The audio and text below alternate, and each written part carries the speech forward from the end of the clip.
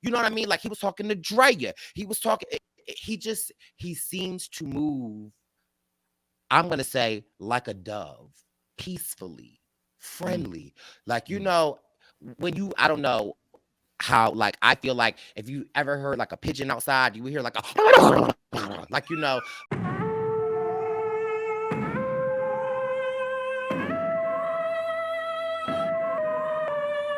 Survivor News. Survivor News. Survivor News. Survivor News. Survivor News. Survivor News. Survivor News. Survivor News. Survivor News.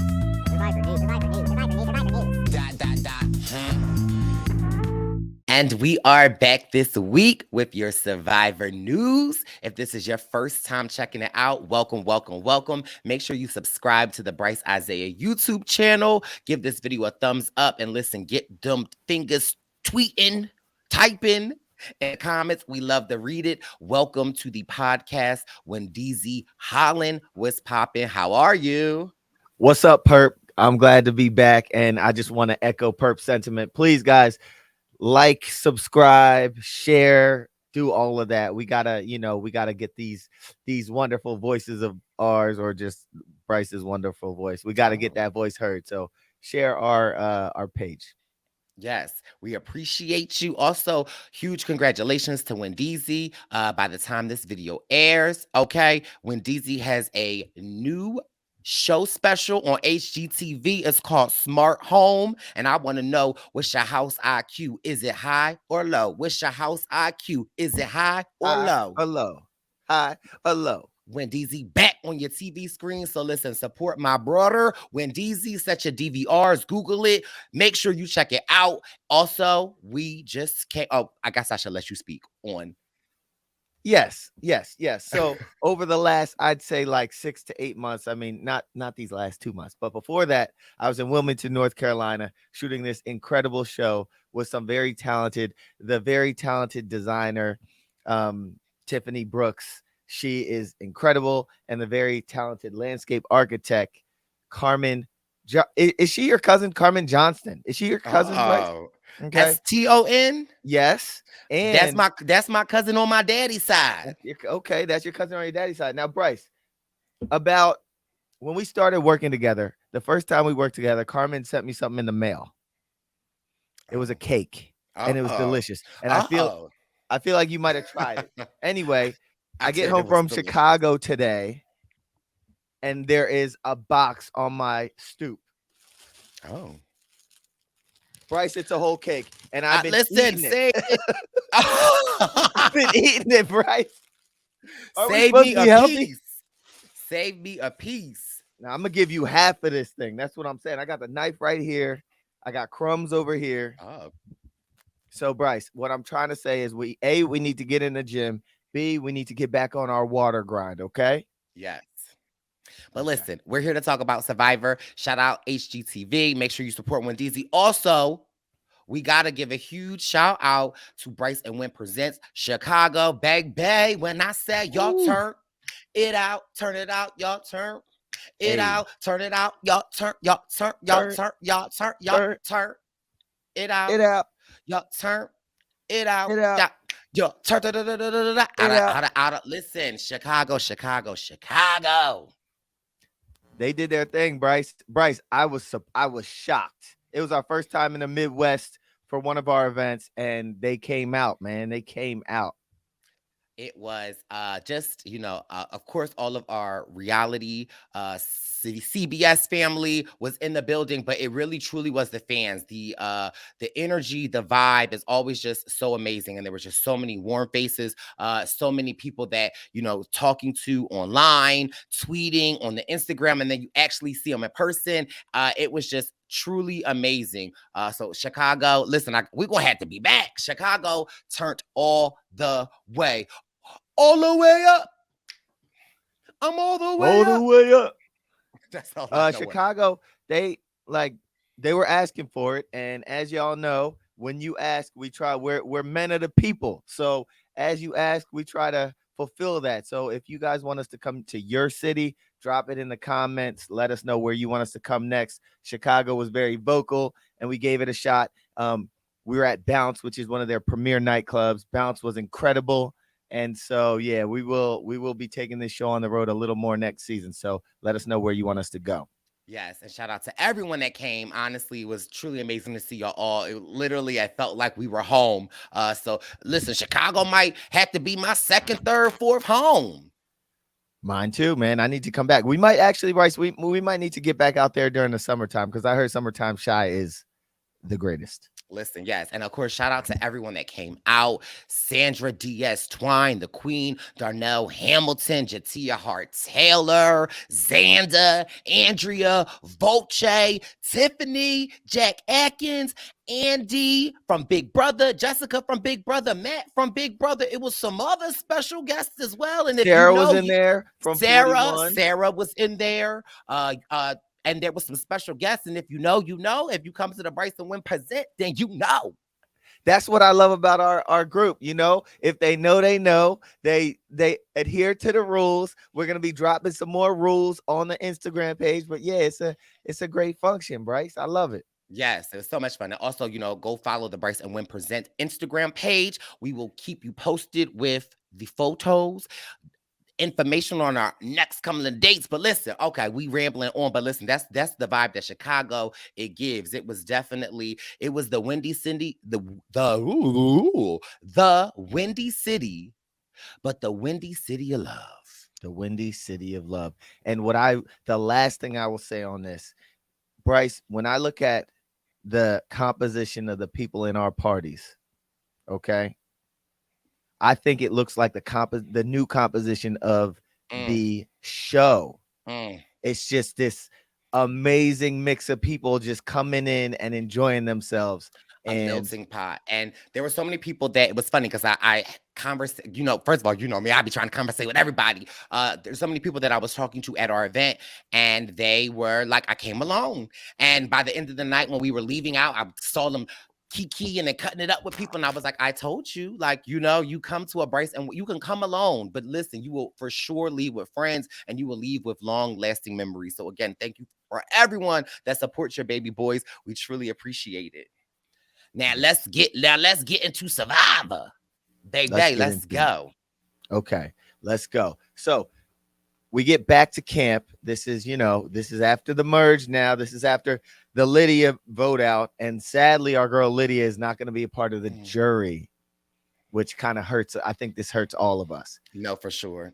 She's part of my heart forever. Okay. Yeah. And the Juicy Ash Alliance. Okay. Me and her is in there forever. But she's still in my heart. So it don't matter. Yes, that. Mm-hmm. And I'm just going to agree with what you said there. And so we get to the camp and Mike says the majority of us made this hard decision of voting Lydia out. And he said on the outs are Tori, Romeo, Chanel, and Marianne. This is not news to any of us. We've seen them on the outs. I'm hoping that those four can find a way to flip something to make this a game and to really shake things up, because we can watch them pick everyone off. But anyway, so then we get Chanel speaking to Hai, and she's like, how did Mike know and not me? She was tired of being out of the loop, and she got she had a confessional where she said, you don't want to come into the merge and be on the wrong side of the numbers. That's just a bad start to a merge.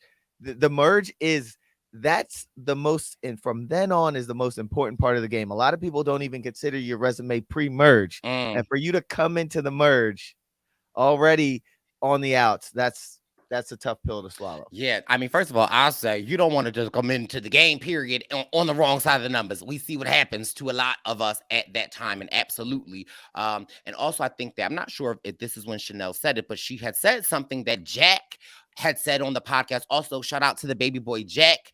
He is missed this week. He's at a festival with Xanda. He ain't on spring break again? He not on spring break. He had a festival with Xander. But, Jack had said early on that the level of gameplay that Chanel was playing was really good and really maybe at some points overthinking it. And she even said that she felt as though she is playing chess and they're playing checkers, and she needs to Ain't it the same board? You can flip it over. The chessboard is the same. No, the checkerboard is the same as the chessboard. You just move the pieces. So Yeah. Chanel needs to clean that board of the queen, the pawn, and the prince, and put them checkers up there, because like I think that was a very great analysis of her own gameplay. And it's so interesting that she's able to see that in the game. But the question is it too late for you to clear the chess off and move the checkers on? Yeah, sometimes you're thinking too far ahead of the game. You're getting ahead of yourself when you have to be present and think about what's the now, and what are the relationships I need to build, or I need to tighten up for me to live on until tomorrow, as opposed to me thinking what I can do on day whatever's down the line. We also get another conversation between Romeo and Andrea. Romeo's like, I was on the wrong side of the numbers, and Drea says, I think it might be in a confessional, that Romeo was my ally, but he's been playing paranoid. And if he has to go, then he's going to go. And I'm like, so here's the thing though, because I've been saying all this season that when it's time to jump ship, it's time to jump ship. However, I ain't been saying when it's time to kick somebody off the boat. Like, like I feel so I am not mad at Drea's thinking of, you know what? I'm going into this merge with my closest alliance, and I need to like build another alliance. But my thing is, don't burn the bridges before you need them again. And I feel, again, I can understand it. Like, you know what? If I am with these people that at this point I just met for 3 days, and I'm not going to trust my closest alliance, for me, that's just like, I wonder what your end game is going to look like, because are you like, you're so quickly disposing who was, even if Romeo is panicking, even like, then I feel like it should be your due diligence for your own game to calm him down. And I feel like he paranoid because he know you're not with him. Yeah. Yep. And we hear more about that later in the episode. Okay. But you're absolutely right. Like, Drea, if you don't have to alienate this person who was your ally until you have to. And you don't have to right now. Right. You can continue to work with this large alliance and nurture that other relationship. Right. But I mean, and also I can understand on both sides. I can understand on both sides of the coin. If you no longer serve me, then I'm just going to continue to move on. But I think that it's not sometimes what you do, it's how you do it. This is true too. We also get a conversation between Lindsay and Marianne, where I think Lindsay's trying to, just be friendly to her a little bit, and we get a Marianne confessional where she's flashing back to elementary school, and she considers herself like too weird to be a part of the cool kids. And man, oh man, we've seen narratives like this in Survivor before. Everyone knows the cool kids narrative. This happens in everyday life. It happens in every walk of life. There's always the cool kids, and then there's the people that feel ostracized, or the people that feel like they can't break into this group, and the people that feel like they're kind of outcasts. And for Marianne to get on this show and be feeling these highs and feeling so good about herself, and then for her to be on left out of the vote and on the outs, that can really bring you down and make you feel bad, especially when you're watching this large alliance of the big, strong, beautiful, pretty people, and they're leaving you out. And you can be as confident as you want in the real world, and Survivor has such a way of humbling yourself that like the traumas of your past, being teased or being outcasted as a younger version of yourself, and you can overcome it and you become a better person. But you go out on Survivor and they leave you out on the boat, and it's like it brings you right back to that moment. So I felt Marianne. I was Marianne, and I definitely knew where she was coming from. Me too. And then we get to day 15. This is a new day, a new morning. And this was what I think was a very powerful moment, when we have Omer about to start prayer, and Mike is observing him, and he asks if he can watch him. And he says, I don't know anything about Islam. And we had a conversation about it. And basically, it's Mike, this Puerto Rican guy from Hoboken, who is just trying to learn about someone different, of a different faith, and Omer, who was willing to um, open up and share with him and let him know what his prayer routine is and a little bit more about the Islamic faith. And I think it's so great. And we get this confessional from Mike, and he says, "You know what I realize? We all ain't that different." Hmm. Yeah, that moment was so powerful. And again, it just brings me back to like the diversity initiative. It's not just about, more people of color. It's about more diversity, more religions, more people that we have never seen before. And the greatest thing about Survivor is it's supposed to be this huge social experiment, and you are meeting people from different walks of life across the world that you have never encountered before. And it's just so cool to learn from each other. If you don't know, it's okay to ask a question, it's okay to listen. And I think that we just got such a great and a powerful example from that moment of Mike and that I love to see it. Yeah, I'm a big fan of both of theirs. And you can tell that both of them are good people. And and I was even saying this to some people at our party last night.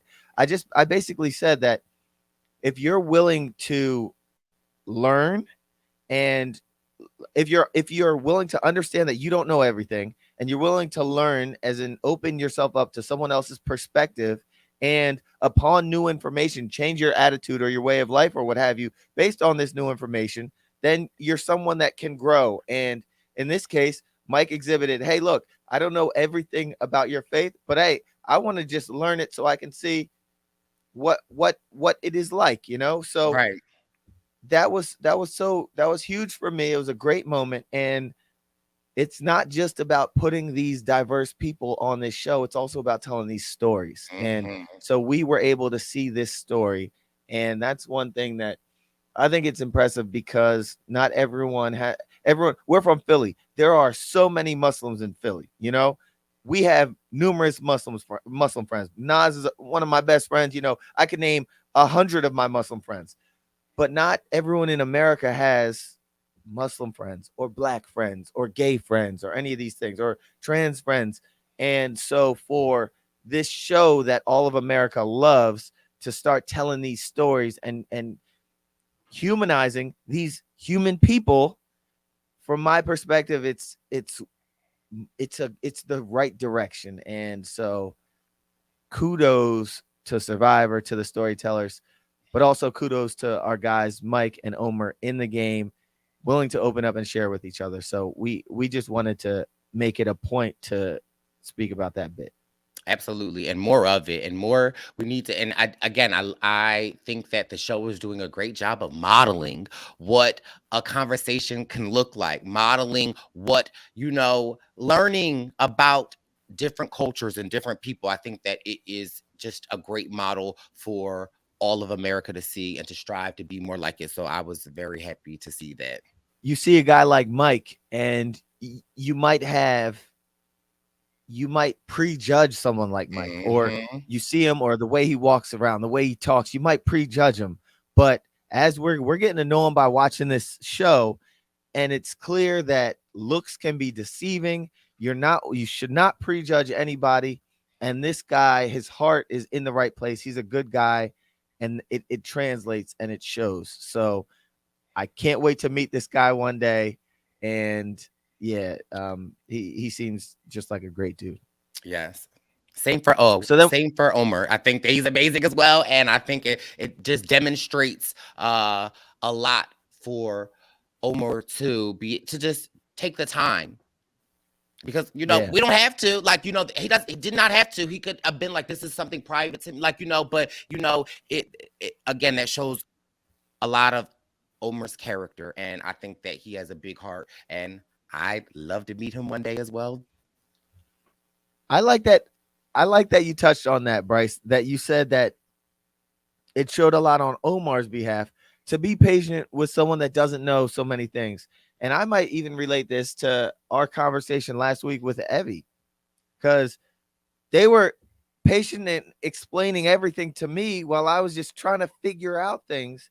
And sometimes, and from my perspective, sometimes I don't always want to explain race to somebody, or I don't always want to explain something. because I feel like it's been so much already.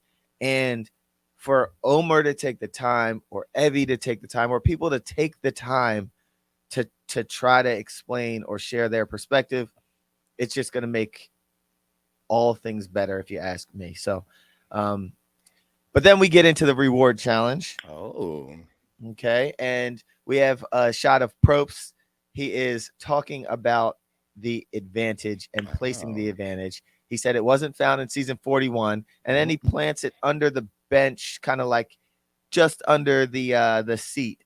And Brice, do you remember who didn't find it in 41? I'm trying to think. I was like, who could they be talking about? But then I realized that I was like, you know what? I think that might have been Oh, my Zaddy Xander, okay? Because I felt like I might have been, or was, or am the bench, okay? For and Zaddy you're Xander. and he didn't find it. But look, he's looking for it. He's like literally looking for it. However, I do feel like this wasn't the same challenge though, right? This was a different challenge.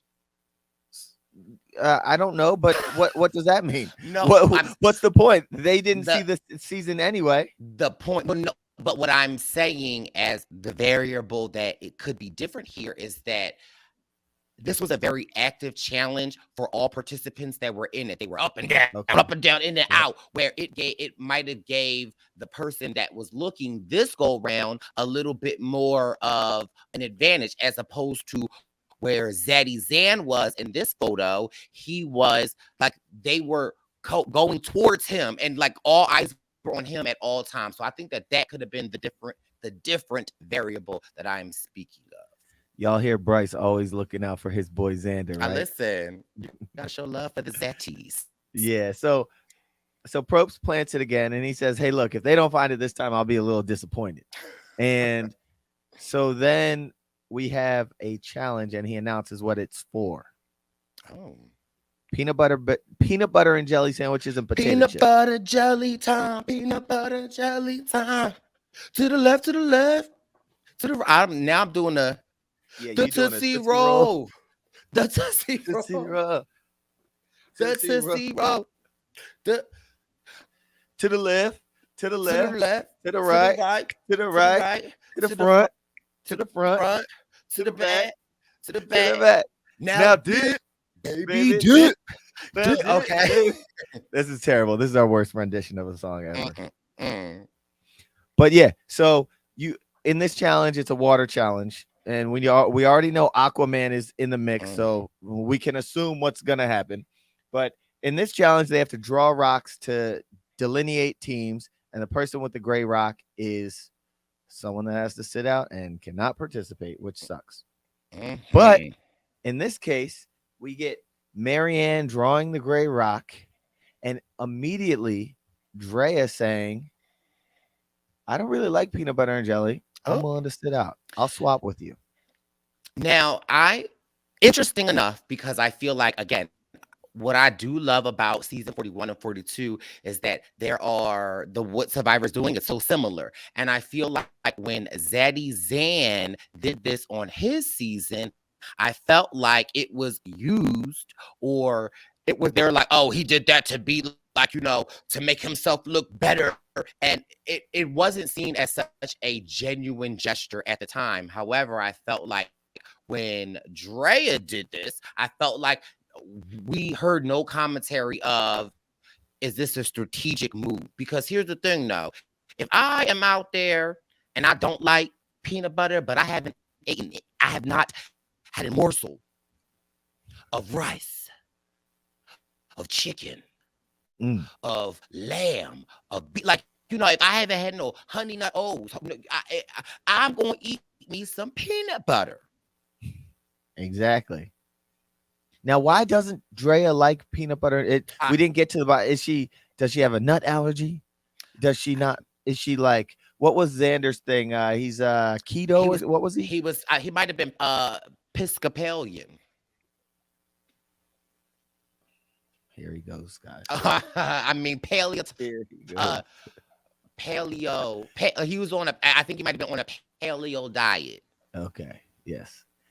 And he could be Episcopalian as well. I mean, you never know. I'm Baptist. So, I'm not um, denominational, but okay.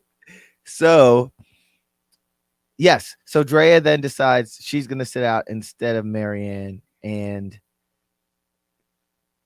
hey, okay, you're good move. It could be, people I guess in 41, like you said, they were kind of like, why, you know, right. questioning his motives. But in a Drea position, you're in an alliance of 8. You're in a big alliance. Maybe they're just like, regardless, that's our Right. girl. And also, I think that with Xander, I think the person, I forget who was that set out that hadn't participated in a reward. And Xander was like, they haven't participated in a reward. So I want to, like, you know what I mean? It was a noble act, but we playing survivors, Daddy Xander. Like, they see right through it, as opposed to Drea being like, I don't like the peanut butter, so you can have it. Mm-hmm. Yeah. So, well, we get that. And we could talk about this challenge, but again, on one tribe there is Aquaman Jonathan, and on the other tribe there is not Aquaman Jonathan. So we can assume who's going to win this. But look who it is. Oh, okay. Brice, do we have any fancy Photoshop this week? Do I need to make any guesses about anything, I or mean, shall we? we can continue, although some people I know on the Twitter I had tweeted, I said, I'm Jonathan's left arm. Um, okay, because he literally was pushing the buoy and just swimming with one arm. Okay, Yeah. how deep does the stroke go? Mm. Okay, I'm just No. I'm just asking. Okay. So anyway, we get this is a challenge. You dive off some high platform, you swim one person at a time, you bring your buoys through some obstacle course, and at the end you got to shoot the buoys basketball style into a floating rim type of situation. Yeah. And so when we get to this end, Omer sinks like 4 of these balls. First of all, listen, my nickname for Omer is O. Okay, O was out there. Boop boop boop boop. I said, you better go ahead. You know, boop boop boop boop. I said, oh, you better go ahead, baby boy. Boop boop boop boop. And then I said, oh Lord, come on, get it back, O. Come on, get it back, O. Get it back, O. Get it back, O. And child, it wasn't enough time, because then look, not Tar, Thor himself came on up. And sunk 5 straight. And I think Roxroy was shooting at first or something. They weren't hitting him. Jonathan said, "Hey man, step aside. Let me do this real quick." Sinks 5, game over. The Before issue Omer, with huh? Jonathan though was Jonathan's so doggone tall that like all he got to do was just reach over, and he practically was just dropping the ball in. Like, He's doing it was finger rolls. it was an unfair advantage. Yeah, yeah. So Jonathan comes up and wins this thing, and are we surprised? No, we're not surprised. If we see any water challenges or water team challenges, Jonathan has quite literally put his tribe and ladder and boat and Brice Izyah on his back and won these things. So yes. Yeah. Yeah, so that's that. And then we get to our commercial break. Now, Brice, I would love to explain every commercial that I saw, but because we were at our party, I was mixing and mingling it up. So what I did was I watched the show on the flight home, and I Okay. took my notes. And on my app, what app is it? Paramount Plus. On my Paramount Plus app, I don't have to watch commercials. So I mean, this Oh, could be a commercial for Paramount Plus, but I'm just gonna give a commercial. I'm gonna give you a should shameless. start. I'll give a shameless plug for our event Oh, coming up on. Oh, look at you trying to be fast. The Brice and Wen present RHAP Live karaoke kickoff party on May 3rd from 7 p.m. till 12 a.m. at Mustang Harry's with Rob Sesternino, with DJ Caution. He's going to be spinning. We're going to be playing. We're going to be doing our karaoke. We're going to have lots of special guests. You know, in New York, the special guests come out. So that's Tuesday before RHAP Live, where they will be watching Survivor that night. And all those tickets are sold out. Rob has quite the following, but If you want to come party with us, we're going to still invite all of our friends out. It's going to be a great time. Mustang Harry's. Check the link in Brice and Wen Presents bio and grab yourself a ticket. Yes. Okay. First of all, I vote. Listen, everybody in the comments, in the YouTube comments, vote if y'all think Wendell should exclusively start watching Survivor on Paramount Plus with no commercials. Let me know. Okay. I'm willing to bet you, Brice. I am willing to bet you that they would rather I watch it with the commercials because the people need to know. Remember last time? Remember the commercials? Like we were talking about the Lincoln Navigator. No. We I were read the talking about that. comments. Some people find it funny. Other people, so somehow It's not a joke, Brice. These are legitimate. Whatever. You know what? I I'm not read even going some to entertain comment your that foolery. somebody was like, "Enough, Wendell." Damn. I mean, it might have been me, but I mean, I still read the comment. All right, Brice. So if we can move along past you clowning me for being a very diligent employee of yours. Okay. Now, who's on probation? Huh?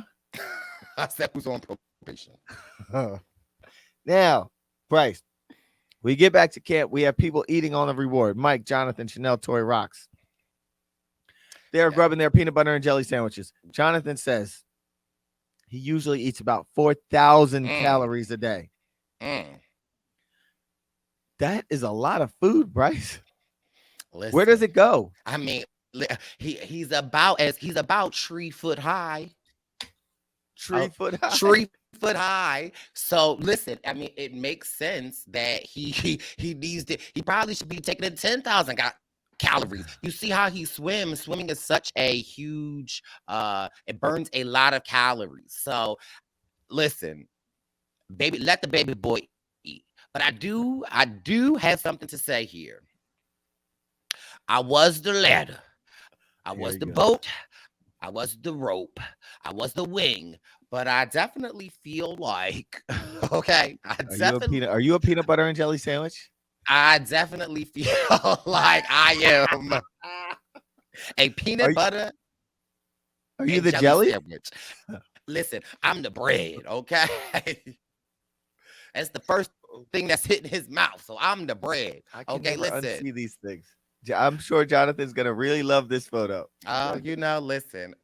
At this point, we just loving on baby boy. I will be a bridge. Okay. Okay. All right. That's good. And then moving on, we get back to camp. We hear Omer talk about having eyes and ears on all sides of the island. We're getting a lot of good imagery of this guy. I'm like, am I getting winter edit vibes from Omer? Listen. The man is like, Brice, if I would have looked at Omer at the beginning of this season, I might have prejudged and thought, I don't know how far this guy can go. This man, socially and strategically and politically, he's making the right moves. He's talking to the right people. And from my perspective, he doesn't seem too gamey as far as where people will see him as this sheer strategist that is always, it's like he's the friendly sheer strategist or whatever it is. So there's like a couple of things. First of all, what I love about watching O is we see his confidence grow each episode. And definitely like him having his Jonathan shield, and he'll be the brain shield. We see the evolution of O. And I think one of the things that makes him in such a great spot is because he is in the merge top alliance. However, the Outlanders or the Outliers, they don't believe him to be in the big dog alliance. So they come to him with information and feeling like they can work together. So he really is in such a great spot there to be not a voice in the big alliance. He is a voice, but like, you know what I mean? Like he's not calling all these shots. He's just listening, and then having the Outlier alliance and them coming to him. The only thing that makes me nervous when I see someone in a position like this is that it only takes but for one slip up, like, somebody to say or see the wrong imagery of talking to someone else, and then he becomes target That number one. yeah. Like, you know what I mean? So it's like he has to walk a very thin line, not a thin line, but he just has to be careful because he really is in such a great spot, having practically saved Jonathan last week, which I was like, oh my God, don't do too much, baby boy. Because I'm like, going around, but it seemed as though he was able to get high to flip on Lydia. And but again, I just wonder, is the gameplay in this season so high that was willing to turn on Lydia, and we see Drea willing to turn on Romeo? Like, is it that the stakes are just that much higher that people are like, I have to do anything to ensure that I am in the top? And then you have someone like, that's like, well, I'm just here to listen. I'm here to and again, like you said, it's casually persuading. It's not being all gang time, but talking to individuals, not in big groups, because I don't see him doing a lot of talking in the big groups. It's the individual. When he needed to talk to Hi about Lydia, he came to them when it was just Hi and Mike. You know what I mean? Like, he was talking to Drea. He was talking, he seems to move, I'm going to say, like a dove, peacefully, friendly. Like, I don't know how, like, I feel like if you ever heard like a pigeon outside, you would hear like a, but I feel like when a dove, What's the pigeon sound like, Bryce? like, if you ever been like walking downtown and it's like a whole bunch of pigeons and you like walk through them and they like, but I feel like when you see a dove or they release a dove, it's like, That's how Omar moves. and I feel like that's how Omar is moving in this game. Like, he's not running around like, like, he's like, I have a question. yes. Have you seen that video of that? It was at that funeral, Oh. and the guy, And he was. he You know released- how sometimes you release pigeons at funerals and you let no, them fly. I've never seen anyone Well, release a pigeon at a funeral. I'm sorry, a dove at a funeral, and you let them fly away, kind of like symbolizing, the spirit or something. Right. And you saw that one video, right? He The released the dove. The dove went bloop. I said, "Oh Lord." The dove wasn't alive, so he threw the dove. He launched them. We need to find that video, Bryce. You can't. I mean, I know your editing skills are still rather. I need heads up, but I could look forward to see if we can find the video. Well, I need a heads up that you're gonna analogize Omar to a dove. Well, listen. Oh, if I had wings like this dove, for then will I fly away and be at rest.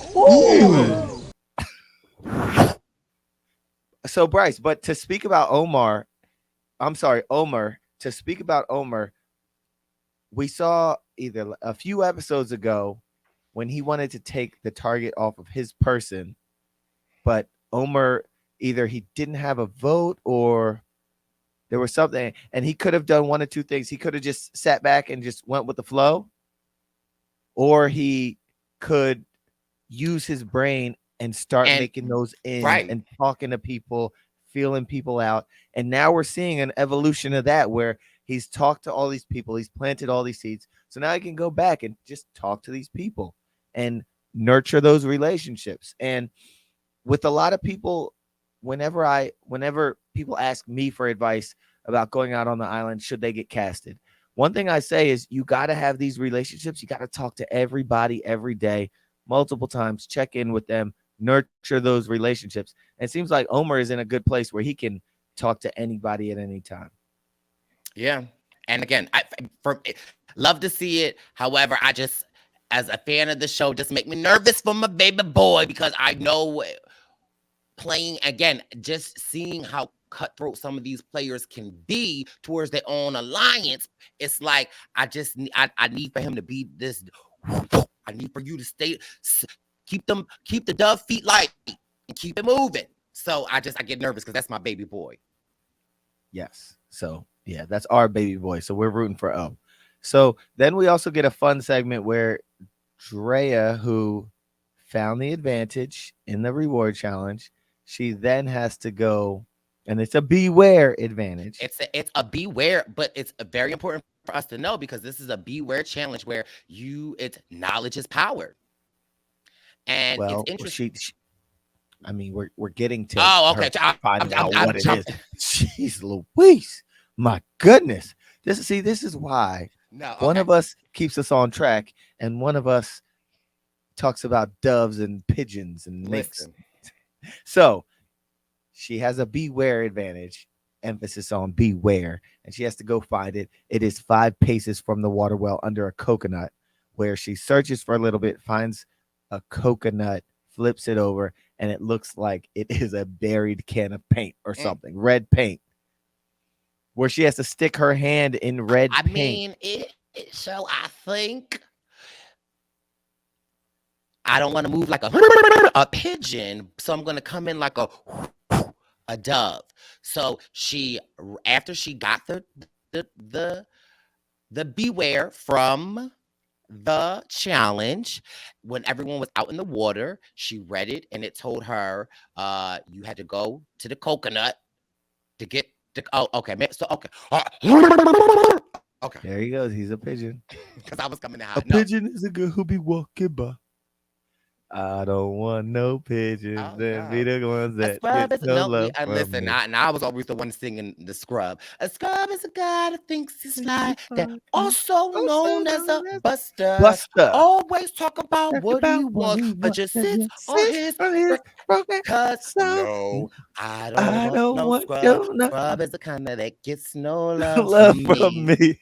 Hanging on the passenger side with his best friend's ride, trying to holler at me. I don't want no pigeons. Then be the girls who gets no love from me. They be in the parlor broke with your best friend's coat, try to holler at me. A pigeon is a girl who. Oh my God! No. I never even learned the words to that. Nope. Be hurt because of and she fronting like she can't say hi. What? Y'all chicks ain't getting nada. The ain't worth the Ramada. Anyway, your friends look harder. Game is something we got a lot of. Always I talk don't about want what no he wants. pigeons, then be the ones that gets no love from me. No. I think my rendition was better. Thank you very much. It's fine. So, Mr. Pigeon, Drea takes her paces. She finds this can of paint. She reaches in there to get this advantage out. Her hand looks like it is gushing blood. Fortunately, she was next to the water well, where she proceeded to dunk the thingy in there and rinse off her hand and clean off her hand. Brice, how would you have cleaned things up? Oh, okay. Because I was thinking about this. So I would have done the water. I also would have put my hand in sand, and sand is an exfoliator. So I would have tried to get it off as much as possible. But I also would have joined the others in the water immediately, and then just been in the water. Because first of all, this season they love blood. Because on the first episode, child, they had to smear the blood all over their face and his moisturizing. And that's where I felt high skin routine with the blood and the dirt. I feel like Drea should have been exfoliating with the sand. I agree. My opinion. I agree with you. So she rinsed. Would you have stuck your hand in the well? I mean, Probably. I don't. Brice would have jumped in the well. If you guys don't know Brice is one wherever he goes, he'll find a tub. Brice loves a tub. He would have seen that well as a tub, and he would have jumped in the tub, in the well. I mean, I don't know. I'm lying. Well, I mean, you're talking about the tub, or you talking about the bloody filled hole? You wouldn't have jumped in the can of paint. I'm saying after you would have gotten some red paint on your arm, you would have dove in the water well. Not the water well. And then could you imagine if somebody happened to walk by and you're just in the water well? All right. Yeah, we're gonna need you to do a Photoshop of you in the water well next week. Okay. Brice. I mean, if Jonathan's in it, then Oh And my. that's an easy no-brainer. Yes. So can we before we get to Dre getting back to camp, can we Okay. get into all of her artillery? I mean, she is She's loaded, loaded. locked and loaded. She's locked and loaded. And I love to see Drea with all of these artilleries, ammo, beware, shake what your mama gave you, drop it low, bills, bills, bills. She's like loaded with, like, I'm just naming songs, but I'm just saying, like, Yeah, she is what the like hell? she's got all of the hits. And again, it just, like, so I'm so excited because it's like, oh my god, yes, Dre, like, and it makes me nervous because historically in Survivor, when somebody is this locked and loaded and has this much ammo,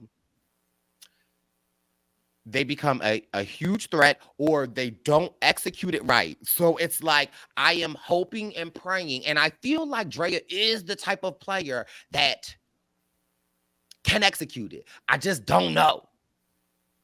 Yeah, so let's talk about everything she has. Okay. She has an amulet, That which that can automatically gives her a huge target because the other people that have it could want to get rid of know her, about it. and they know Yes. about it. And but as the other people dwindle, that becomes more and more powerful, right? And so, but again, yes. So if say, who else has the amulet? It's is it Tori or is it Lindsay Lindsay and High? and High. So say if Lindsay or High goes out, and then it's still just Dre and someone else, even more of a target for the other person who has the amulet to like put a big mark on her back to like blindside her. But continue. Right. So there's that, which can ultimately mature into an idol. Then she has an idol. Hmm. And she has what? And knowledge is power, Knowledge is power. which is essentially a hey, steal an idol. Okay, it's essentially when you on you land on somebody's house or property, a monopoly, Mm. and you It's can't. gentrification. Oh, okay. But also, what scares me about this knowledge is power, and mind you, and she knows who has the idols. Okay, but takes me back to our good queen, Liana. Mm-hmm. But Liana's, because its knowledge is power, that knowledge was disseminated and the power dwindled. In this case, if Drea does not share or spill the beans on this knowledge is power advantage, which no one knows about and no one has ever seen before because they didn't see season 41, if she True. keeps that locked up and she knows the two other people with idols right now. So yes, but also here's the thing: Tori knows something's up. So obviously Mhm. they're not going to know that. And again, I would normally say that, I would think that Drea will go to her closest ally, which Romeo, and tell him this, but I don't know. Maybe she brings this information to her newfound Who's her closest alliance. ally? Well, I don't know. At this point, I don't know. It could be High, it could be, but this is another thing that I thought with this knowledge is power, right? What if she could take somebody amulet, but they don't go home though? Like, could she level up on the amulet and not take them out? Mm. Wow. Could you imagine that? Because then, like, Well, would you rather an amulet or an idol? I'm just saying, but like, what if there was a way? And I don't think that I don't think it would be beneficial to her. But like, what if at tribal you was like, this is the thing? Because I forget the levels of the amulet. When only two are left, it it do something too. So what is it now? An extra vote? Jack. Actually, guys, it's yeah, right now it's an extra vote, and then it'll mature into a still vote, and then finally the last one is an idol. It'll be an idol. So I'm just saying, like, what if they're so, or again, it could all be that. Anyway, so you're right. She could execute this correctly. She has the potential to. Yeah. So, and what I'm trying to say is she has so much firepower. She has spilled the beans a little bit with certain things to certain people. Nobody knows how much stuff she has. Right. So she could feasibly burn something or two things, just to kind of maybe take a target off her back. If she uses, I forget who she told what she has, but if she uses something at one of these tribals just to say, hey guys, I'm going to use this so I don't have it anymore, so you guys don't target me. And then she could still be sitting on like three Right. different things. Or she could drop bows on them, drop bows on them, drop bows like Oh, them bows. We drop bows on them. bows, Drop bows. goes, oh, Cadillac Mills, Oh. Cadillac Mills. Check out the old Cadillac. Cadillac Mills. Mills. Matter of fact, can he paint Cadillac skills? So check out the Cadillac Mills. Oh. 20-inch wide, Oh. 20-inch high. Oh, don't you love my 20-inch ride? Oh. 20-inch thighs make 20-inch eyes. Hoping for American 20-inch pies. Pretty. Oh. So, but Shout out to Ludacris. Okay, Luda. I would like. Could you imagine if she plays an idol, then at a tribal, knowledge is power. Like then gate. Like she could. Like she if. And mind you, I would want to see something like this. Like she knows that her back is to the wall, and she's like, you know what? Tribal about to be real fun today. And knowledge is power. She steals Mike's idol, gives it to the next person that they're targeting, uses her idol, and then it she could literally start. She could flip the alliance. She could flip it. If Let me know what she could flip all the big strongs, scoop up all the outcasted ones, and change the whole alliance with all this artillery. I mean, but here's the thing, though. This is like she really could do that. But again, what worries me is that like her relationship with Romeo, like it's like she again being so forward and moving forward with like this new alliance, and like like these people, they matter in the sense of like. Would they want to come back to you after like so I don't know. And like so it's Romeo and it's Tori. So like now she's accumulating rivals or people that are looking at her funny. So and we know that Tori has connections to Marianne, has connections to Lindsay, and not for nothing with like Roxroy. Although they like go back and forth, they seem to like they have a very weird relationship. And if Roxroy wasn't so rocks to the Roy, I would utilize the fact that like they always bicker, but I would almost like make Tori one of my closest like people that I like. You know what I mean? Like brilliant. Play that bickering up. And in actuality, stay locked in. Mm-hmm. So Drea comes back. She's chatting with Tori. Tori notices some paint on Drea's arm. And Tori's like, hey, is that blood? What you got on your arm? No. Drea was like, we had a painting with a twist earlier. And she's like looking down like, right. Oh, yeah, I played in some paint for the flag. Tori's over there like, and mind you, Tori was giving us the Roxroy face, like just sitting there like, like, tell me you just filmed something without telling me you just filmed something that we can't see the paint, and you just sitting there with your bag over there, like, I just like, yeah. But again, I ain't mad at Drea. I would be paranoid too if I was sitting on all of this ammunition, and yeah, like that would make me paranoid. She said, I just saw in my notes. As a matter of fact, you're Tori, Brice. Catch me with my paint. Oh. Catch me with the paint on my arm. Okay. Wendell, you okay? It look. What's wrong? Are you bleeding? Should we call medical? I was trying to paint something. It spreads easily, so be careful. Oh. me looking at the easel with paint that there's no paint on it, and looking back at Wendell. She looked, she was like, there's no paint on the tribe flag. It's rolled up, it's pristine, it's clean, it's crispy. What is she talking?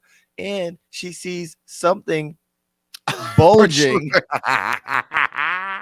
Shout out to our boy, who, JD? She sees something in her pants. Mm. So yeah, there's that. Yeah. So anyway, Drea is on Tori's radar. Oh, for Needless to sure. say. And I love it. And Brice, I from the first episodes watching Tori, I was just like, I'm laughing, I'm kind of laughing at her. I wanna watch her play because she's funny. Now we're seeing like she's sharp, she's playing, she's kind of on the outs, but she's playing and she's smart. So I'm starting to I'm really liking watching her now. I will save my critique for her after we get through the challenge. So which we go right into the immunity challenge. You have to balance on a narrow perch while balancing a buoy between two handles. Jeff gives them the option though. He wants to open up negotiations. So he wants people to sit out in exchange for some portions of rice.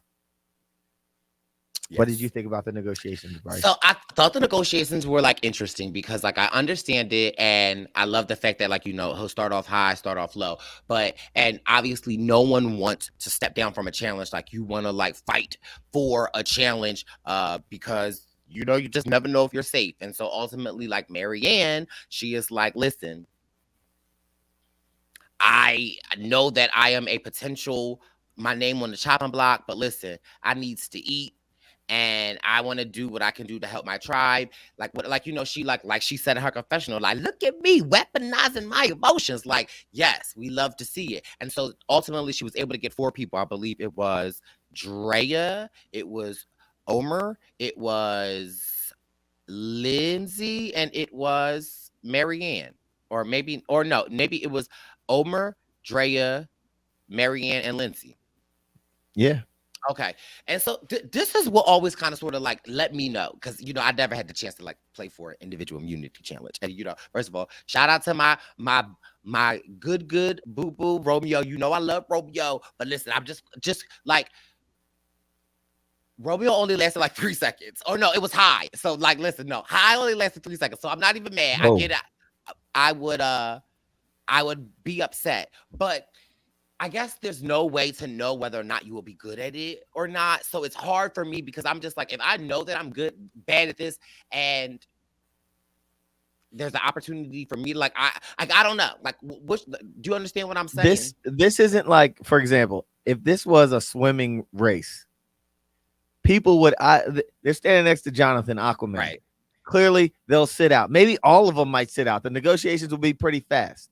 But in this case, this is one of those backyard circus type weird games where anyone can essentially win something like this. And you don't know if you're good at it because ain't nobody practicing on it. Right, yeah. Right.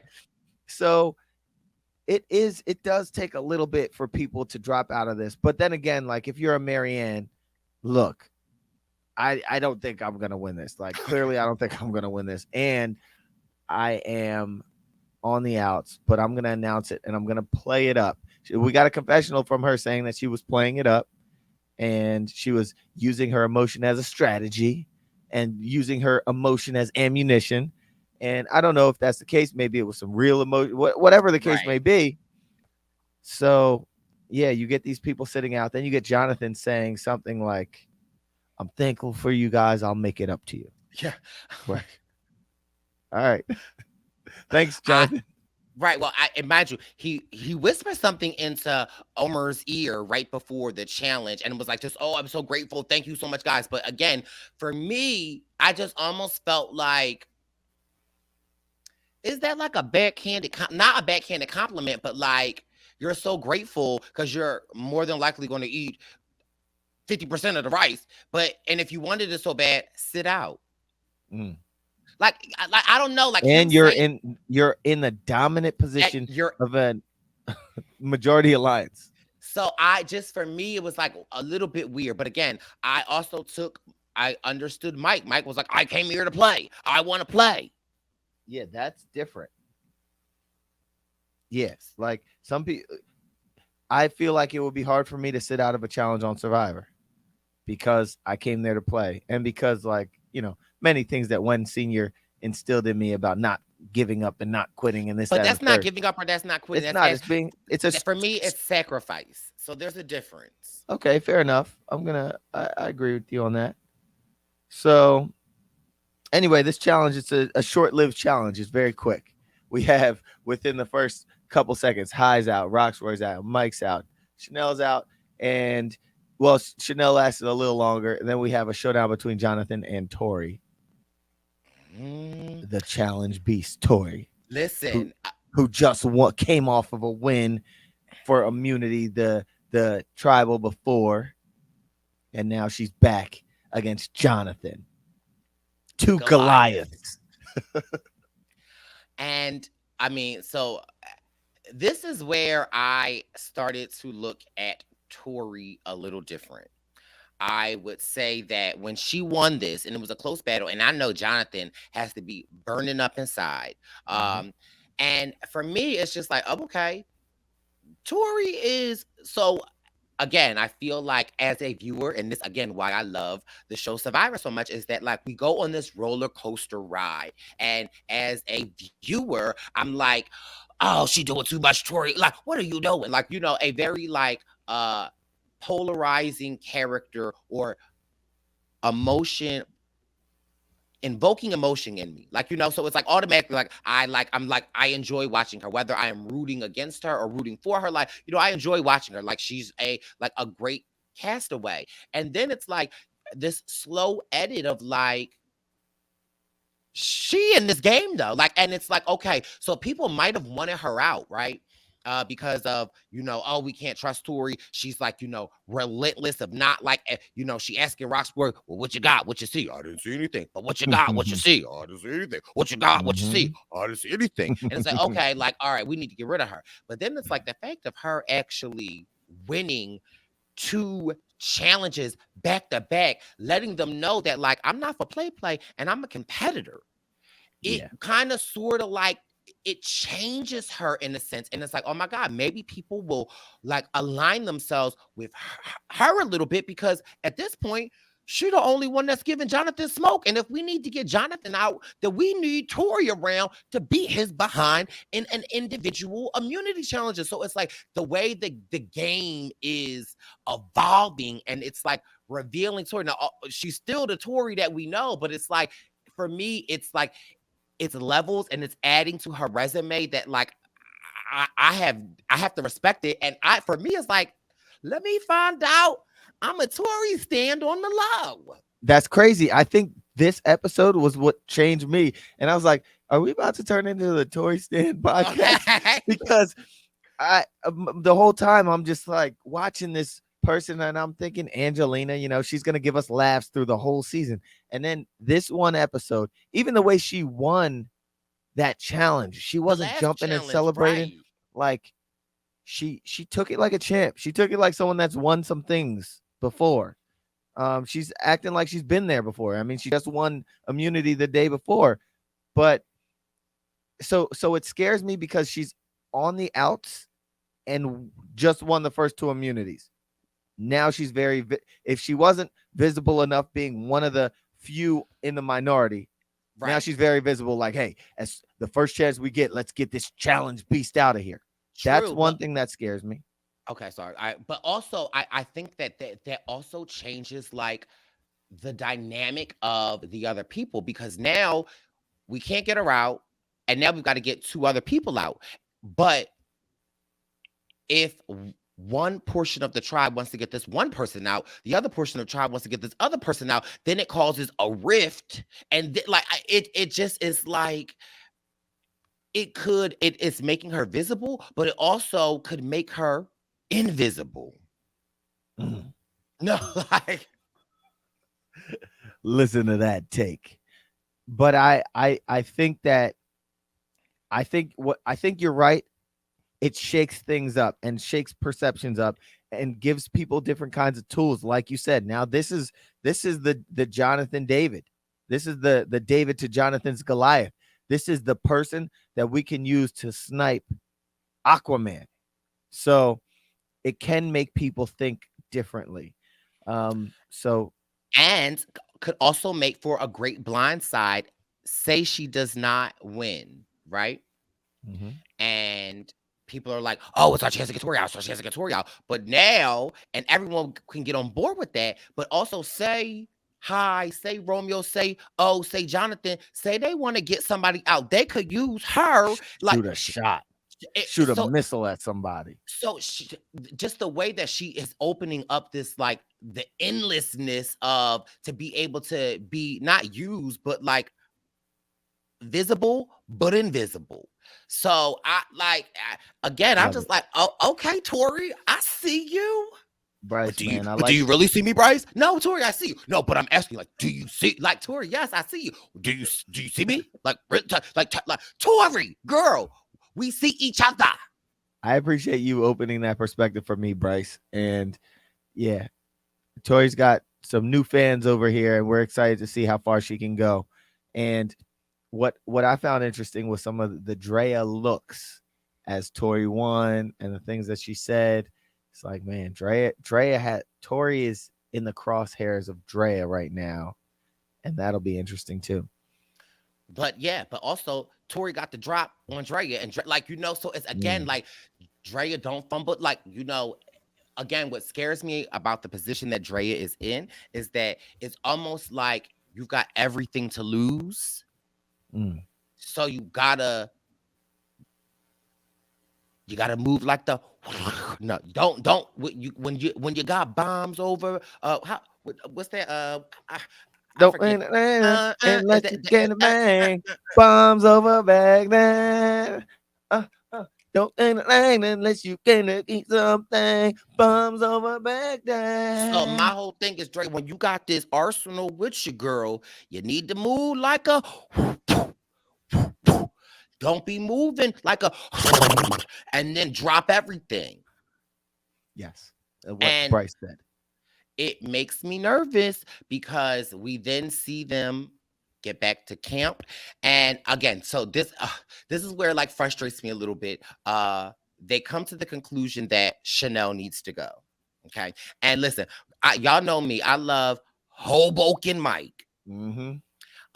But I just like the one like I'm just like, okay, Mike is just like Chanel wrote my name down and I can't get over it. I can't trust you. She's a snake. She's a snake. But my question to Mike is, But wait a but minute. but you wrote her name down. But and the thing, and it's just like, Uh, but again, I can somewhat get Mike because I just feel like I'll probably be the same way. Like, you write my name down, then Yeah. we're done. But in the same thing, I also feel like y'all both wrote each other's name down. She owned up to it. And it should cancel it out. But again, I feel like Mike is like, I feel like this is it reminds me a little bit of like Liana and Xander. Like Mike is just like, what, yeah. he got his eyes set on Fixated. Chanel, and that's just like, and that's what it is. And again, but for me though, if the one thing that like scares me for Mike though is, okay, if and when you get Chanel out, so then what? It's like, are you going to be fixated on someone else, or like I just yeah? And so what brings me back to my point Did is you that say asphyxiated? I'm adding that to the dictionary right now. Asphyxiated. but you know what I meant. But How do you spell that? asphyxiation. All right. I'm sorry. Go on. Yes, Mike will. If Mike gets out, Chanel, he will be asphyxiated on another target, and that's the $1 million. Right. And they come to the majority alliance comes to the conclusion that it needs to be Chanel. No one has any issue with it. My issue is again, I just look at it like even if I don't really trust Chanel, and it seems like, do I really want to give up my tribe mates like that quickly and give the power to other tribes that, like, even though I can't trust Chanel, but it's like it's a gamble. Like, You're talking about as Mike, as Mike, because and they just gave up Lydia. they just gave up Lydia. And again, it's like, for me, what is just so interesting is that, like, how invested like everyone from these other tribes are, like, as this majority tribe that don't really know each other like that. So I just, But even Brice, if it's new Survivor, and no, this is short, and they're and 16 days in, and they have like 10 days left or whatever. So, yeah, you're right. Like they haven't, they can't, they are jumping from their original tribe, but their original tribe is how many days in? no, I mean, I get it, but I mean, also, like, in the game of Survivor, it's getting to the end, and guess what? Getting a jury to vote for you. So again, it's just like, okay, Mike, I understand it, but like, do she have to go right now? Because even if, like, because clearly, Mike, you ain't letting the foot off the pedal with Chanel. But would Chanel be harboring this the whole time that she's on the jury? She'll And never vote for him. if you get to the, like, you know what I mean? So it's not just get to the end, it's get to an end with the jury that will vote you. However, it brings me back to, again, so they say that it's Chanel. Nobody has any issue with it. Then they say, well, let's guess you got an idol. We're gonna put Romeo name down. Now we already know that Romeo has, like, been feeling uncomfortable because he had a close ally with Drea, and it seems like after she got with the merge, Drea said "Poing," and she has not really been messing with the baby boy that is Romeo, and he is intuitive. He senses it, he feels it, and Romeo said, "Okay, if y'all not telling me nothing, I'm gonna go out and get my own information." Now, this is the question that I have for you: is I felt like during my very short time in Kagyan, when I knew that they were coming for me, I didn't do a lot of parlaying. Yeah. I kind of like I only talked to the people that I talked to. And what good does that really do if, like, you need to actually reach across the aisle? I look at this move from Romeo like, okay, your closest ally ain't really giving you no information, and you started pressing up on people, and people started giving you different information, and you were going to the source. Now, obviously, to the top alliance of the people, when this gets back to them, they're like, oh no, Romeo doing too much, he gotta go. And so, I mean, yeah, he does have, like, I get that reasoning, but also, if Romeo was really the target, I ain't mad at, like, you know what I mean? Like, so what are you? I feel like I got Romeo in this situation. Okay, y'all say I'm not the target. Clearly, I'm at the end of the alliance, so the information is not being disseminated to me. But then y'all got people leaking information that they heard my name, and now it's like, so I feel like on the part of the major alliance, this is their fault. Like, y'all information is not y'all. Again, it just goes to, like, y'all information ain't tight. Right. Well, that's what happens when you're dealing with so many people. Romeo, what I will say is Romeo went to Drea. One of the things he said was, "You're not even looking at me." And first and foremost, we know Drea got some looks. First of all, she will look at you. Okay. But for him to recognize that, one of the things that I noticed in Ghost Island, was in tribal council, I think I told Kellen, or I told people, like, if we're still locked in, or if things need to change or whatever, I need to see your eyes. You got to look at me so I can understand. I can see someone through their eyes. That's when I know if you're being real. Put your eyes away, Brice. Okay. That's when I know if someone's being real with me or what have you. And there are other cues in tribal. Like, I remember if I'd say a joke or something, or if the people that were laughing, all right, I'm cool. Dom's laughing at my joke. That's my guy. We're locked in. People aren't laughing. Oh, wait a minute.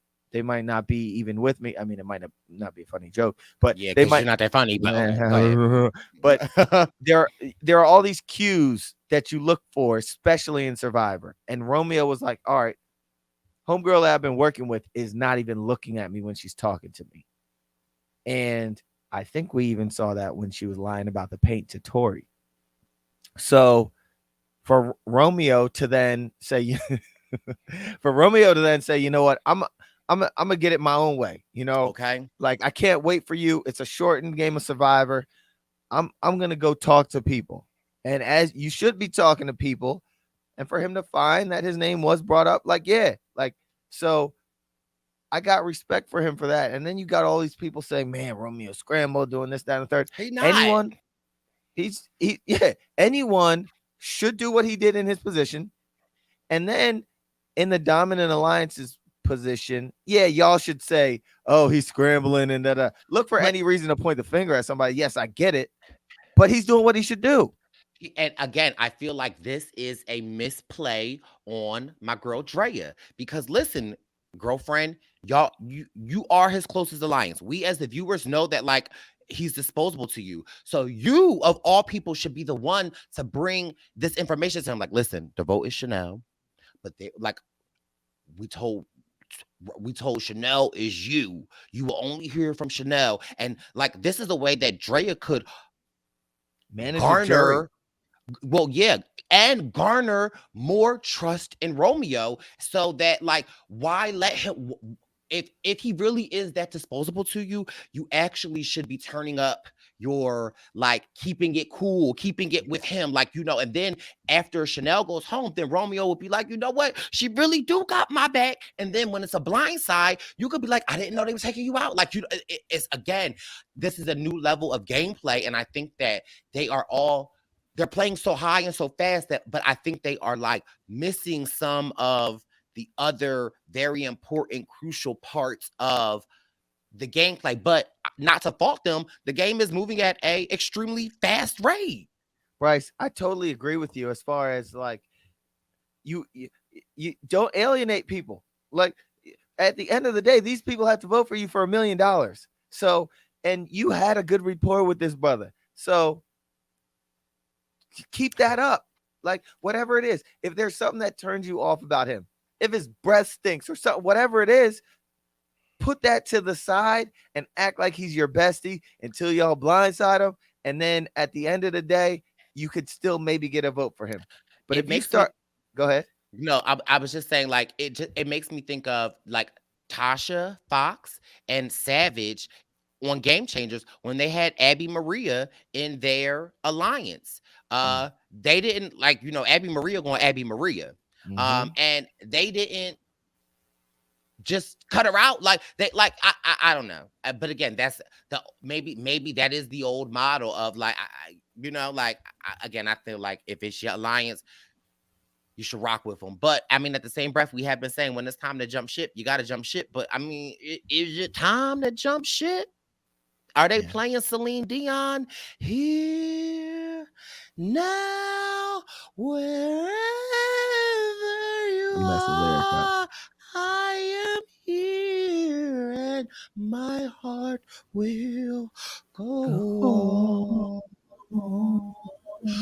Once more, You open the door, and I know that and my my heart heart will will go go on. Okay, first of all, just a random fact. I probably have seen the movie Titanic over 347 times. I don't know why that's like my favorite movie. I got it Are for you a big Christmas Leo stan? not really. I just love that movie. But I know Rose should have got her ass a little over on that dough and made room for Jack.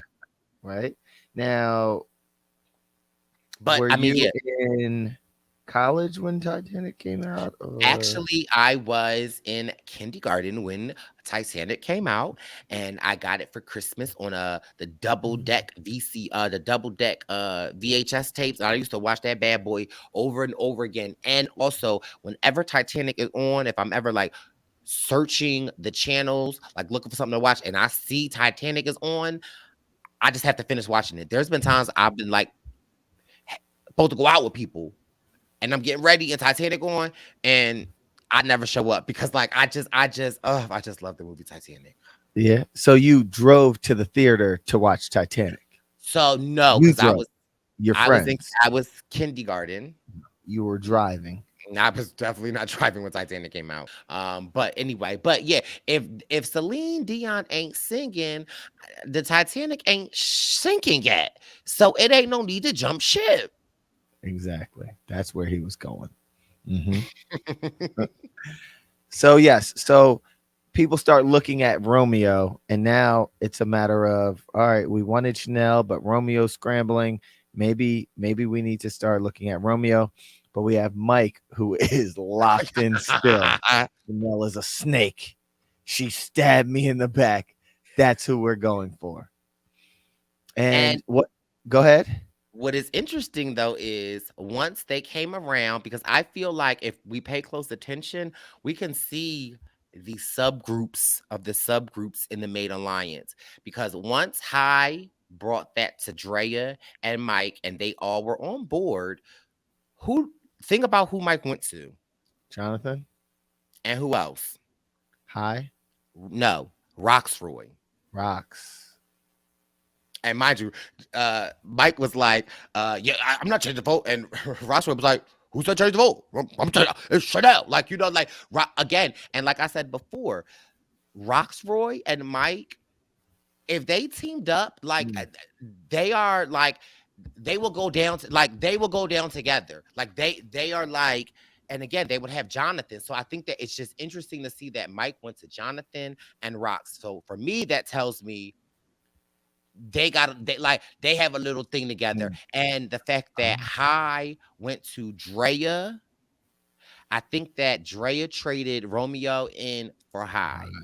She done upgraded him, huh? I mean, is it an upgrade? I don't know. I got a question though, Brice. Say Mike and Roxroy combined forces. What would their alliance be called? Mike's Roy or like Mike's Rocks? Mike's Rocks, or can we get more creative? Shall the users drop the? Yeah. Let us know in the comments if the Roxroys and the Mikes got together. What would their name be? That could be interesting. Rocks, Mike's Royce. Mike's Roy. Okay, Mike's Roy. Hoboken Rocks. Hoboken Rocks. Roy Boken. Anyway, let's continue. Whew. So, you know what? I'm going to insert a commercial here because I didn't even see, because I'm watching on the plane, I didn't get commercial break. I didn't even write that there was a commercial here, but I'm just going to assume that there's a commercial here. And because of that, I'm going to give a shout out to our next party, not the karaoke party, but the homecoming. We're coming back to Philly just to put on for our city because our people, they always want something, and we can't not give Philadelphia something.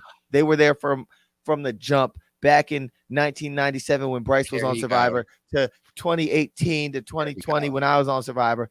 Philadelphia was with us. So we're going to shout out the homecoming. We are coming back May 11, 2022, 6 p.m. till 11, maybe 12. We might just go until at the Winston. The Winston is 461 North 3rd Street, Philadelphia. It is an incredible venue. Me and Brice went to brunch there the other day. Yes. And it understands the assignment. Hold up, wait a minute. Y'all thought I was finished? We're not trying to answer money. I thought it was rented. And I let the Papa on the finish.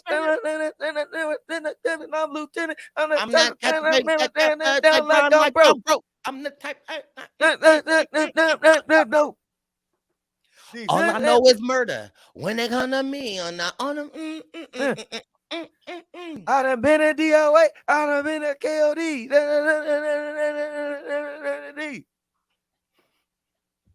Even though what we do is wrong. We still hustle to the sun come up. Crack a 40 when the sun go down. It's a cold winter. Y'all better bundle up, and there better be a hot summer grabber. And you just a rocket now. You're hot now. Listen up. Don't you know cops' sole purpose is to lock us down and throw away the key? But without this drugs, your kids ain't got nowhere to eat. We still trying to keep moms smiling, cause when the teeth start stowing and the stomach start growling and the heat start blowing, if I'm from the hood, I know you feel me.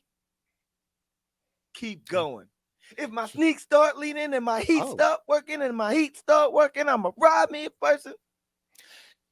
Can't stop, won't stop, Rockefellers and whenever we get down, baby. We get down. Hoes the Girls that girls that love love us. us. Cause we stay fresh to death. We the best of the left. They don't make us to break us, only make up to break up. See the Jacob, just a little make up. It's them young gunners, Christian little Kiki. But Christian little Kiki. Okay. Might do that there. Yes. It right good, might do that there. So listen, I used to love. So listen, we just were singing some Philly anthems, and baby, I used to love the Young Gunners.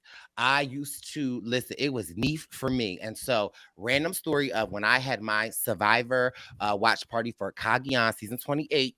I had it at this event on Broad Street. I forget the name of it because it was one of the places that like. So anyway, I did a walkthrough like the week before, and Jervis happened to be in there doing like something, and I ended up like staying. They like, you know, I was like just so excited. My team was getting ready to come out.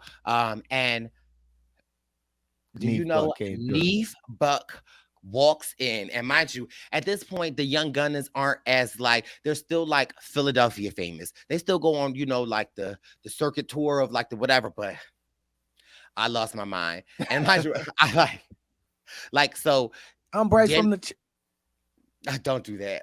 But I like, you know, Danny Garcia is a Philly boxer, and he is the cover of my phone case, or he's always on my home screen. But I just have, you know, before it was Danny Garcia, it used to be Neef Buck. And so like when I saw him, I just was like, oh, imagine we're in this very like, you know what the bar gives. So like I just like, and mind you, I wasn't trying to fangirl out, but I fangirl out, and he was like so cool. We took a photo. It's like blurry because again, I was just there by myself, but I ended up staying at the bar. So one of his people took the photo, and I didn't want to be like, can you take another one?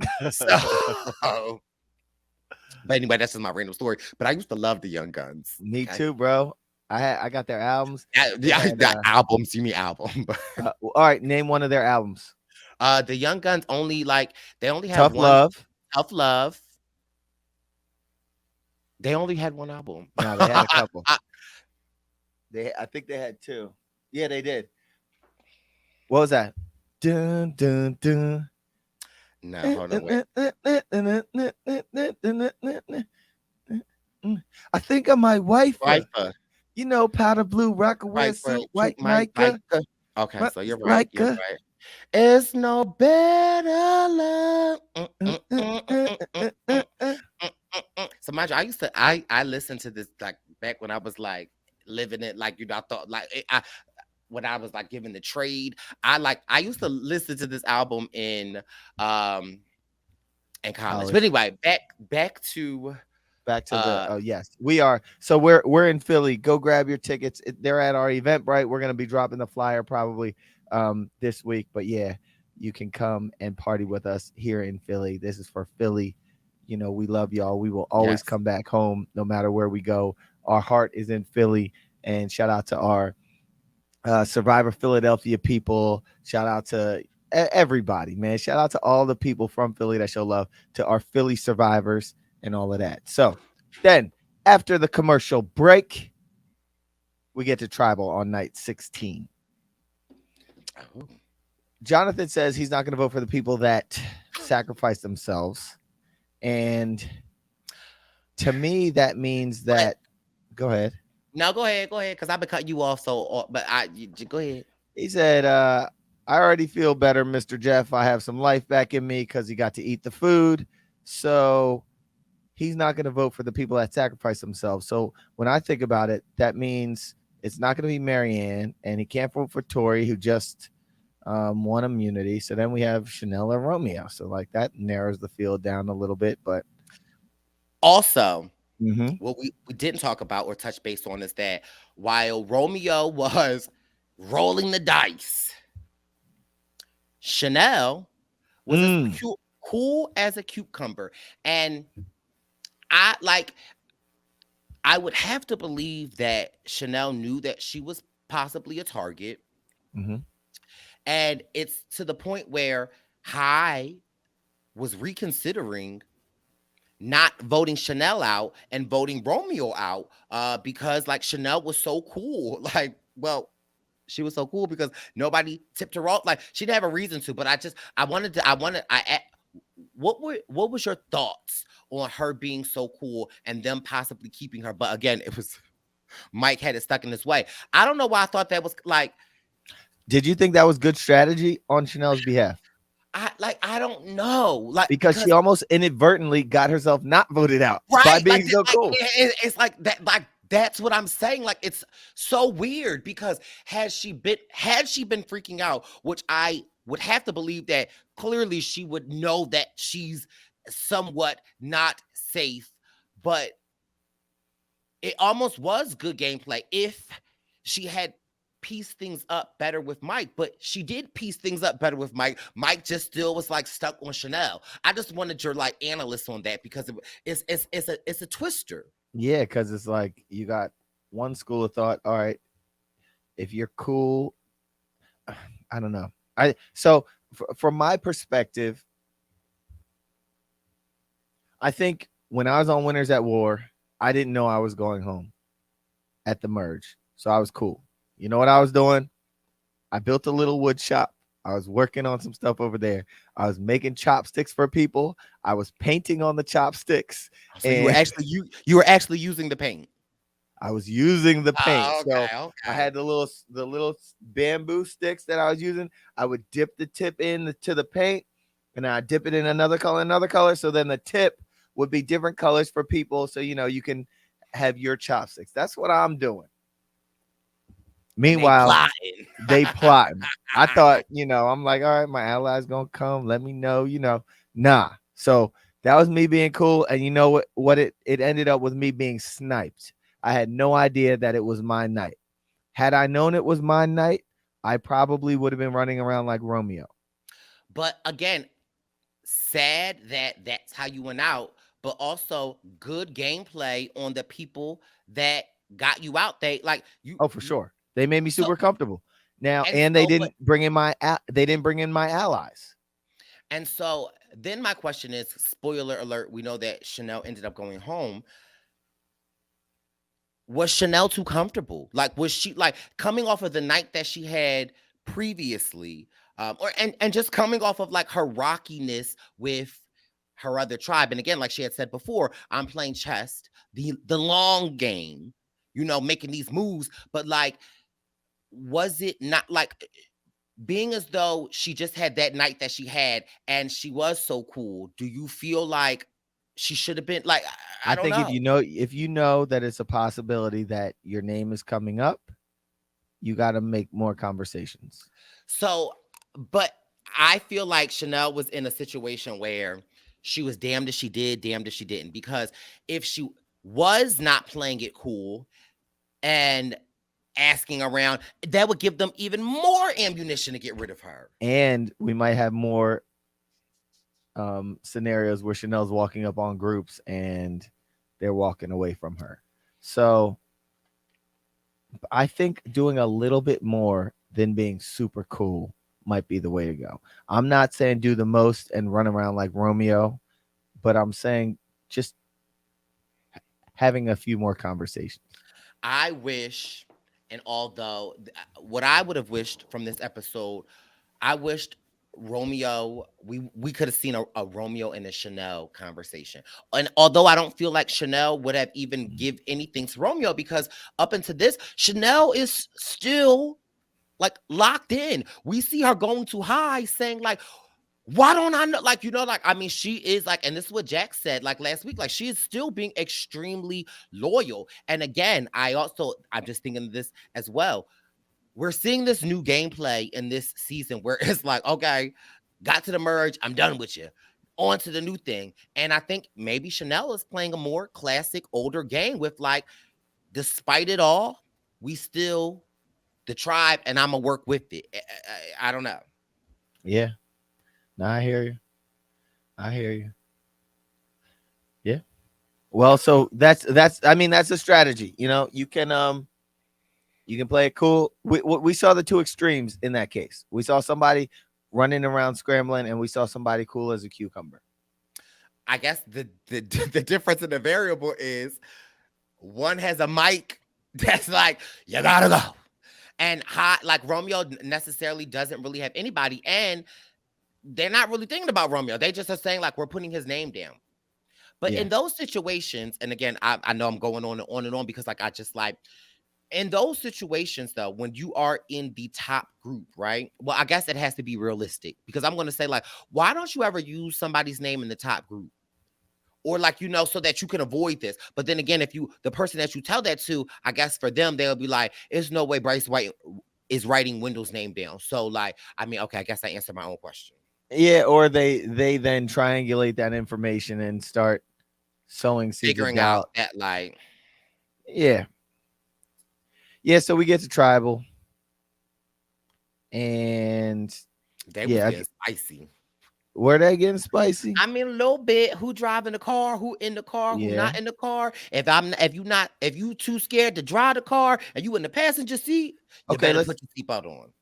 Yeah. So High also said, like, if you're running around being suspicious and spreading like the shade, if you're being suspicious and spreading misinformation, you might not be in the group. And then that was like a direct shot at Romeo. And from my perspective, I'm like, where did they go wrong? They didn't. It's just that, like, I mean, right. Like, because I was just like, again, this has been my whole theme of the night. Even if you're not with them, why are you like making it so obvious that like it's just like, and again, I know they have not seen 41 yet, but again, it's giving me like Romeo is giving me Erica vibes. Like, it's like the people at the bottom, and especially in these high place games, like, they can link up with the other Outlanders, and like it's just like they are being so I don't want to, they're just being not overt. Yeah. It makes for good TV, and it makes good to like watch it as a viewer. I mean, I'm not complaining. I'm just, as a person that is like analyzing it, like I'm just like, I wonder what is leading this to be so. Are we gonna watch this dominant alliance just like kill these outliers? Are we just gonna watch them one by one go? That's my first question. My second statement to where you said always hang on to these people that might have been your allies and you don't want to work with them again. In Ghost Island, we said Navidi strong all the way through the season. Yes. We might have said it in Final Tribal Council when it was me, Dom, and sitting next to a Malolo. And we had another Malolo that we just voted out.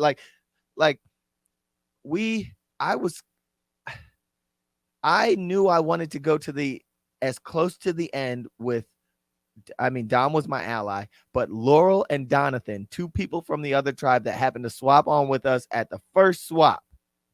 But from my first tribe through the next swap, through the merge, I was shouting out Navidi strong to Kellen, to Chelsea, to all these, to Dez, so that we stayed cool until it was time to really shoot that shot and snipe. And then it's too late for them to do anything. But now if I'm like, Kellen, sorry, I got the new crew with me, Don, and Laurel. It's been real. We the cool kids. Like, no. And she might not have voted for me at the end. Right. But again, it's the monster.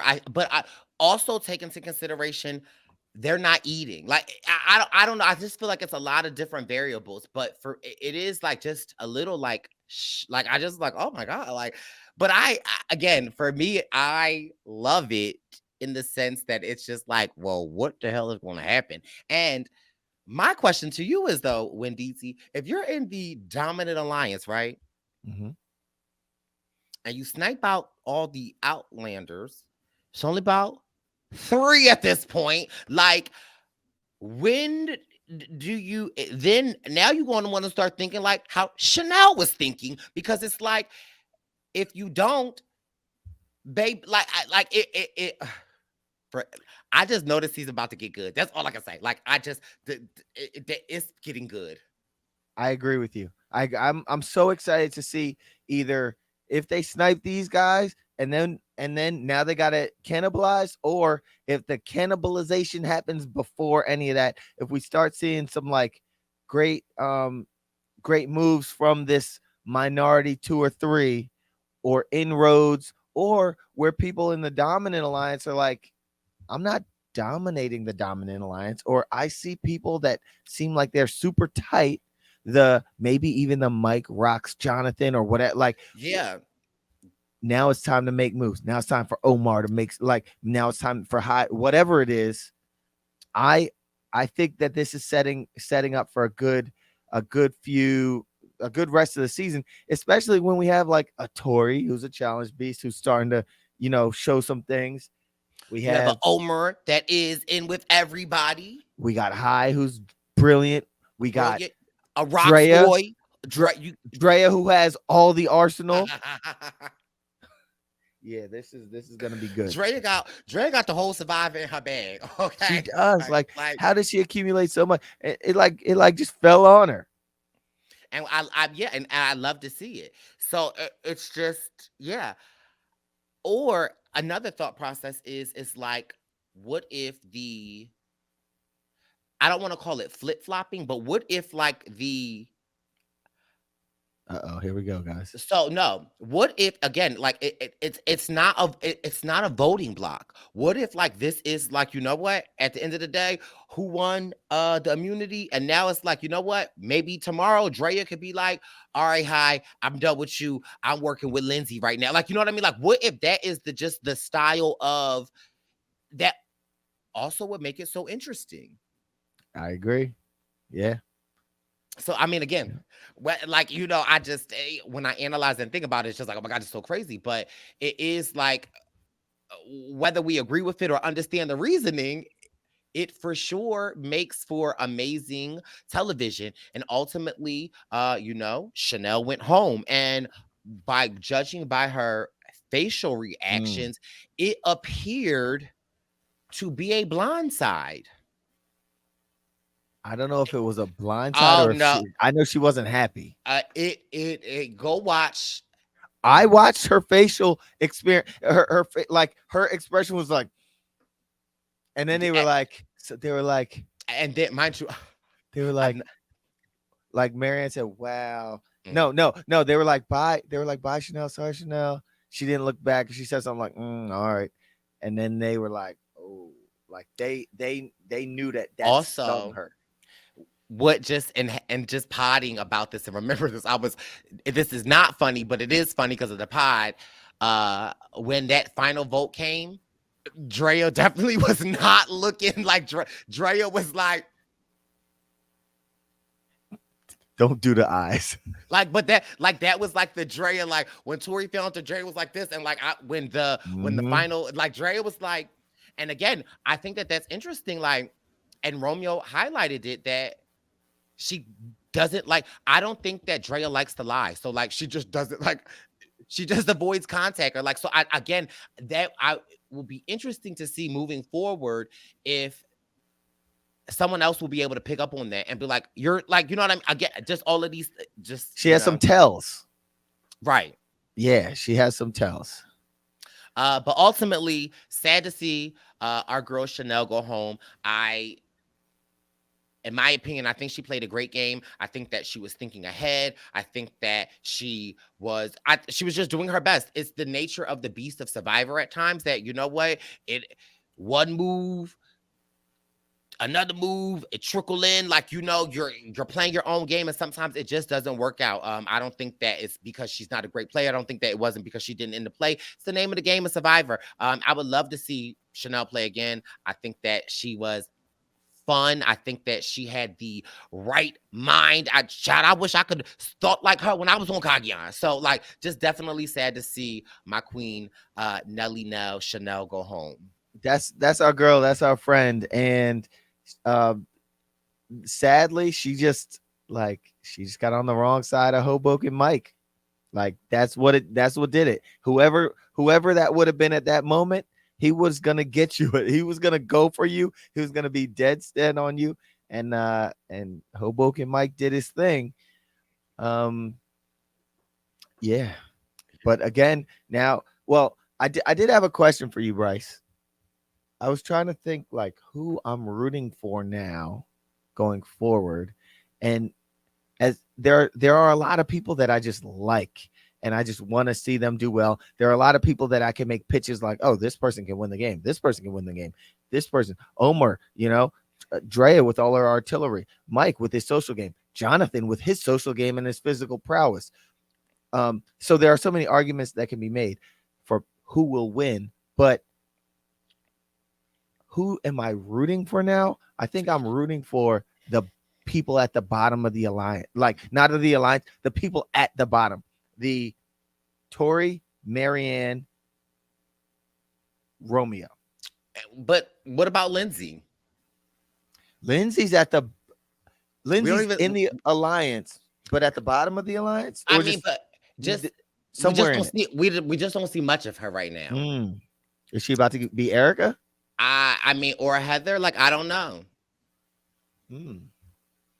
I think that what I will say is that, like, of course, I don't know who I'm rooting for at this point. I think that I just want to continue to see how this unfolds because honestly, again, at the pace of the way that this game is going, anyone could turn it around. Anyone could, like, it for me as a viewer, I really don't have an indication of to where at this point, I almost could make a case or someone has the potential to go far. So I love it. I'm excited. There are clearly people I'm rooting for, but this day and age of how I'm watching this, I want to try to be more methodical and like, you know what? I want to like, just like today I'm in here and I'm like, Tori girl, like, like I am like, I don't know, like, let's see what next episode gives. So I am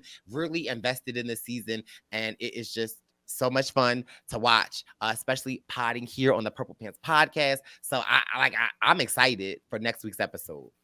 Yeah, me too. I'm excited. I don't want them to just pick off the people on the bottom. And I think they're going to find a way for that not to happen. I mean, we'll see. I mean, listen, we'll never know. But listen, you can tune in here next week to get your Purple Pants podcast Survivor News edition. Your baby boys, the trio, will be back. Wendell, thank you so much for always coming in, giving your insight. You can keep the commercials, but we appreciate you. Okay, come on with the buff. You want to see my buffs? Also, oh, come on. Oh, it's giving. Oh, it's giving merge. Oh, it's giving. Tell me you're a Survivor fan without telling me you're a Survivor fan. But listen, also check out HGTV, Smart Home. Show your baby 2022. Show your baby boy Wendell some love. Tweet about it. Let the people know. Support good people who support good people. And you can win it. Listen. Enter to win. Go to hgtv.com and win this house. The house has $1.2 million worth of stuff in it. Listen. You can win a Mercedes-Benz with it, a kayak. Oh. There's so much stuff in this smart home. It's awesome. So watch the show. It's on HGTV. It's going to be on Paramount Plus in a week. And you can enter to win at hgtv.com. You hear it first. Thank you guys so much again. Make sure you subscribe to the Brice Izyah YouTube channel. Give this video a thumbs up and write in the comments. We need to know what Tori and Mike's name is and what you thought. And your baby boys will be back next week. Thank you for listening. Can't stop, won't stop. Rockefeller. It's the Purple Pants. It's the Purple Pants. It's the Purple Pants podcast. You better get your headphones and listen up quick. Ooh. It's the Purple Pants podcast. You better listen in public, might make your stomach hurt. Ooh. It's the Purple Pants podcast. You're trying to unwind, you better get that box wine. It's the Purple Pants podcast. You're trying to get your snack, you better hurry right back though. It's the Purple Pants. It's the